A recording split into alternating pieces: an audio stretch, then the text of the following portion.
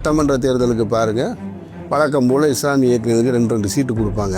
அதில் அறிமுகமான தலைவர்கள் நிற்பாங்க. புதிய தலைவர்களை கூட உருவாக்க மாட்டாங்க. ரமணானில் கைகோர்த்துக்கிறாங்க, திருமணத்தில் கைகோர்த்துக்கிறாங்க, அரசியல் களத்தில் வேறு வேறு இடத்துல நிற்கிறாங்க. நீயே மைனாரிட்டி, உனக்குள்ளே இதுக்கு இத்தனை பிரிவு. இஸ்லாமிய அமைப்புகள், இஸ்லாமிய தலைவர்கள் முழுவதுமாக இந்திய அரசியலில் பயன்படுத்தத்தான் படுறாங்க, பயன்படுத்திக்கிட்டே தான் இருக்காங்க. உங்கள் கையை வச்சு தான் உங்கள் கண்ணை குத்துவாங்க. அதுதான் அரசியல். இல்லைன்னா ஆந்திராவில் இருக்கக்கூடிய ஓய்சியை உத்தரப்பிரதேச தேர்தலுக்கு போய் நிறுத்த முடியும், அங்கே போய் 5% வாக்குகளை பிரிக்க முடியுமா? எப்படி? இது நடக்கும், நடந்துட்டு தான் இருக்கும். இதில் கவனமாக இருக்க வேண்டியது அந்தந்த சமூகத்தை சார்ந்த தலைவர்களும் இயக்கங்கள் தான். தேசிய அளவில் காங்கிரஸ் காப்பாற்றிடும், மாநில அளவில் திமுக காப்பாற்றிடும்னு நம்பிக்கையிலே இருக்காங்க. உங்களை யாரும் காப்பாற்ற மாட்டோம், உங்களை நீங்கள் தான் காப்பாற்றணும். புரியுதா உங்களுக்கு? அது ஒரு கேடயமாக வேணால் வச்சுக்கலாம், சண்டை நீங்கள் தான் போடணும். நான் சொல்கிறது புரியுதா உங்களுக்கு? சிஏஏ என்ஆர்சி சட்டத்துக்கு எதிராக ஆதரவாக வாக்களித்தது அதிமுகவாக இருக்கலாம். என்ஐஏ சட்டம் கொண்டு வரும் பொழுது என்ஐஏ சட்டத்துக்கு பதில் எதுவும் சொல்லாமல் வந்தது திமுக தான் நாடாளுமன்றத்தில். அப்போது நீ இங்கே இவர் காப்பாற்றுவார் அவர் காப்பாற்றுவார்னு நினைக்கக்கூடாது. உன்னை நீ தான் காப்பாற்றணும். அந்த கேடயத்தை வேணால் நீ கையில் வச்சுக்கலாமே தவிர வாள் எடுத்து நீ தான் சண்டை போடணும். உன்னுடைய உரிமைக்கு நீ தான் போராடணும்.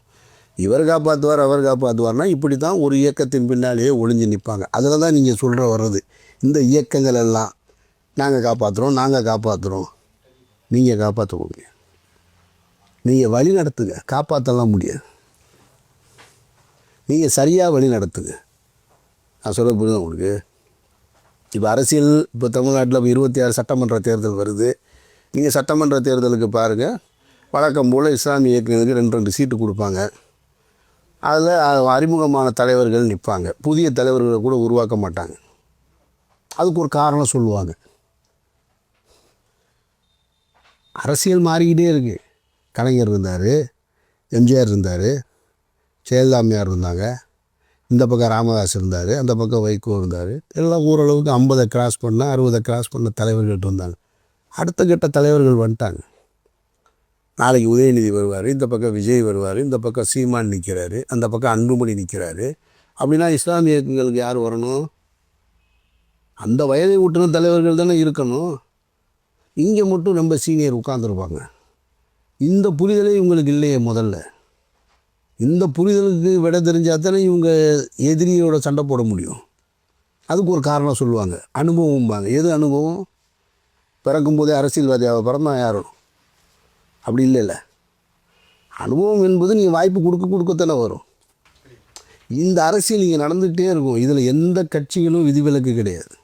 நீங்கள் சொல்லக்கூடிய இஸ்லாமிய இயக்கங்கள், மனிதநேய ஜனநாயக கட்சி, மனிதநேய மக்கள் கட்சி, எஸ்டிபிஐ, முஸ்லீம் லீக்கு, நீயே மைனாரிட்டி, உனக்குள்ளே இதுக்கு இத்தனை பிரிவு. அந்த கேள்வியை நானாக கேட்கணும், நீங்கள்லாம் கேட்டுக்கிறணும். எல்லாருமே மக்களுக்காக இல்லை சமூகத்துக்காக பாடுபடுறேன்றீங்க.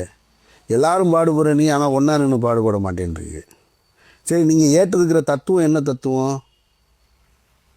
உங்களுடைய தூதர் கடைசியாக உங்களுக்கு என்ன சொல்லிட்டு போனாருன்னா, தன்னுடைய இறுதி பேருரையில் சொல்கிறாரு, நீ ஒற்றுமை என்னும் கயிற்றை பற்றி பிடியுங்கள்ன்றார், நீங்கள் வழி தவற மாட்டீர்கள்ன்றார். உலகத்துக்கு அனைத்து மக்களுக்கும் சொல்கிறாரு. ஆனால் இங்கே நீங்கள் 20 இயக்கமாக இருக்கீங்க.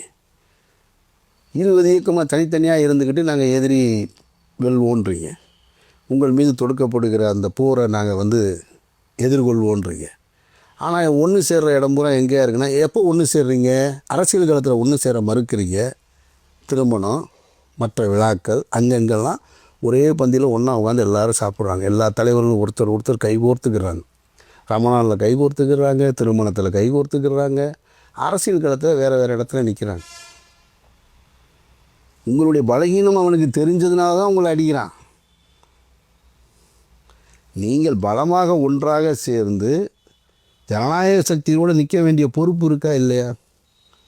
அப்போது தான் இருக்கக்கூடிய இயக்கங்களில் இருக்கக்கூடிய பதவிகள்லேருந்து இறங்குவதற்கு இவங்களுக்கே மனசு இல்லை. அது நிரந்தரம் நம்புகிறாங்க. உங்களே இந்த இடத்துல தான் அவன் வேறுபடுவான். நீ ஒரு ஆர்எஸ்எஸ் சித்தாந்தத்தை பின்பற்றக்கூடியவன் பாருங்கள், அவனுக்கு பதவி முக்கியம் இல்லை, தத்துவம் தான் முக்கியம். ஆள் மாறிக்கிட்டே இருப்பான். இங்கே சொல்லுவாங்க அனுபவம் வாய்ந்த தலைவர்கள் வேணும்பாங்க. அவன் தலைவர்களை உருவாக்கிக்கிட்டே இருப்பான். 5 வருஷத்துக்கு முன்னாடி அண்ணாமலைன்னு கேட்டால் அவங்களுக்கு யாருன்னே தெரிஞ்சிருக்காது. ஆனால் இன்றைக்கி அண்ணாமலையை தெரியாத ஒரு மாணவன் இருக்க முடியாது, தமிழக அரசியல்வாதி இருக்க முடியாது. அவங்க உருவாக்குவாங்க. 2014க்கு முன்னாடி மோடியை பக்கத்து ஸ்டேட்டில் போய் கேட்டிங்கன்னா இங்கே தமிழ்நாட்டில் யாருக்கா தெரியுமான்னு தெரியாது. ஒரு குஜராத் முதல்வரான்னு கேட்டால் கூட சரியாக சொல்ல தெரியாது. 2012 தொடங்கப்பட்டது. ஒருத்தரை பற்றி சொல்லிக்கிட்டே இருந்தாங்க. சொல்லி சொல்லி சொல்லி சொல்லி இன்றைக்கு உலகத்தின் இரும்பு மனிதர்னு போஸ்ட் ஓட்டியிருக்கான். இப்போ மதுரையில் இப்போ நான் பார்த்தேன் நான். அப்போது அவங்க கொண்டு போய் தலைவர்களை உருவாக்குறாங்க. இவங்க அதை செய்ய மாட்டாங்க. இவங்க பொதுத்தளத்துக்கு வரமாட்டாங்க, பொதுத்தளத்தில் மக்களோடு போய் நிற்கவும் மாட்டாங்க. அது இவங்களுடைய பலகீனம். அந்த பலகீனம் சரி செய்யப்பட வேணுமென்னா சரி செய்யப்படணுன்றது தான் என்னுடைய ஆதங்கம்.